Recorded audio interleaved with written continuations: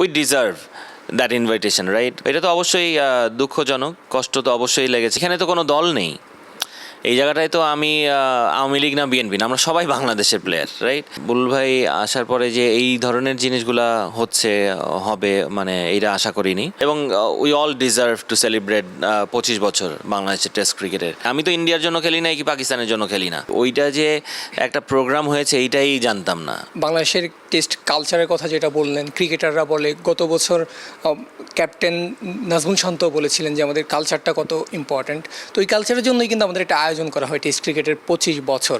আপনি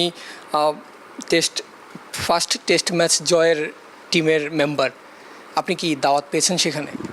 না দেখেন, এটা তো আমি শুধু আমি না, অনেকেই পাইনি, কারণ ওইটা যে একটা প্রোগ্রাম হয়েছে এইটাই জানতাম না। যদি মিডিয়া না থাকতো কিংবা মানে অন্যদের জায়গা থেকে না দেখতাম, হয়তো বা জানতেই পারতাম না এরকম একটা প্রোগ্রাম হয়েছে। সো এটা তো অবশ্যই দুঃখজনক, কষ্ট তো অবশ্যই লেগেছে, কারণ নট অনলি মি, আমার সাথে যারাই খেলেছে ওইখানে যারাই ইনভাইটেড ছিল না, সবাই আপনি যদি পার্সোনালি জিজ্ঞেস করেন সবাই বলবে অবশ্যই কষ্ট পেয়েছি, কারণ we deserve that invitation, right? কারণ আমরা দেশের হয়ে খেলেছি, আমাদের একটা ওই রেসপেক্টটা তো আমরা আশা করতেই পারি। ফলের নির্যাস ও দুধের সমন্বয়ে পোলার টর্নেডো গ্রিন অ্যাপল আইসক্রিম, মন ভালো থাক।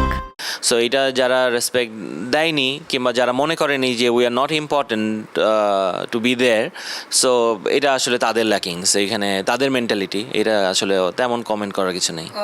ওই প্রোগ্রামটা বাংলাদেশের টেস্ট ক্রিকেটের 25 বছর পূর্তি প্রোগ্রামটা করা হয়েছে বিসিবির তরফ থেকে। বিসিবির প্রেসিডেন্ট, যিনি বর্তমানে প্রেসিডেন্ট হলেও তিনি একজন ক্রিকেটার, বাংলাদেশের টেস্ট ক্রিকেটারও তিনি ছিলেন, তিনি ক্যাপ্টেনও ছিলেন।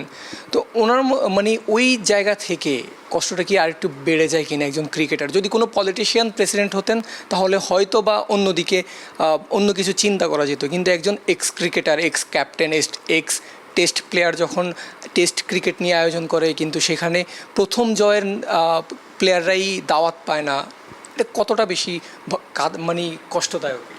দেখেন, এইটা অবশ্যই আপনি যেভাবে বললেন, অবশ্যই যে বুলবুল ভাই যেহেতু বোর্ড প্রেসিডেন্ট এখন, উনি আমাদের সঙ্গে, আমি বুলবুল ভাইয়ের সঙ্গেও খেলেছি, আমার টেস্ট ম্যাচে ওনার সঙ্গে আমার ইন্টারন্যাশনালিও খেলা হয়েছে। সো বুলবুল ভাই আসার পরে যে এই ধরনের জিনিসগুলা হচ্ছে হবে মানে এইটা আশা করিনি।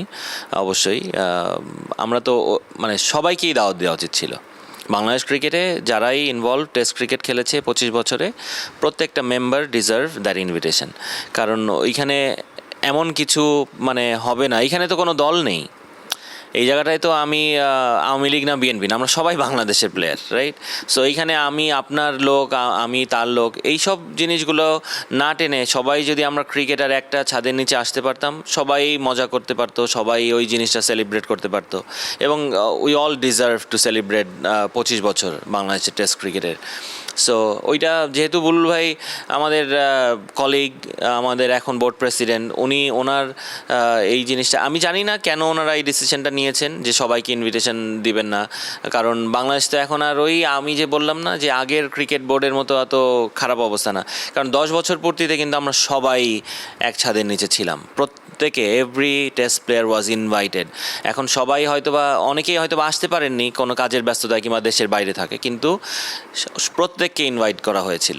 সো 10 বছরে আপনি যদি ইনভাইট করেন, তখন তো আমাদের কোনো ক্রিকেটার বোর্ড প্রেসিডেন্ট ছিলেন না, সো তখন তো আমরা দাওয়াত পেয়েছিলাম। সো এটা জানি না বুলবুল ভাই কেন করেছেন কিংবা ওনাকে কারা এই বুদ্ধিটা দিয়েছেন। সো আমার মনে হয় না বুলবুল ভাইয়ের মাথা থেকে এরকম কোনো বুদ্ধি, জানি না আমি আসলে এটা। কিন্তু এটা তো যেই কালচারের কথা আমরা বলি ক্রিকেটের জন্য, টেস্ট ক্রিকেটের জন্য ভালো কোনো মেসেজ দেয় না।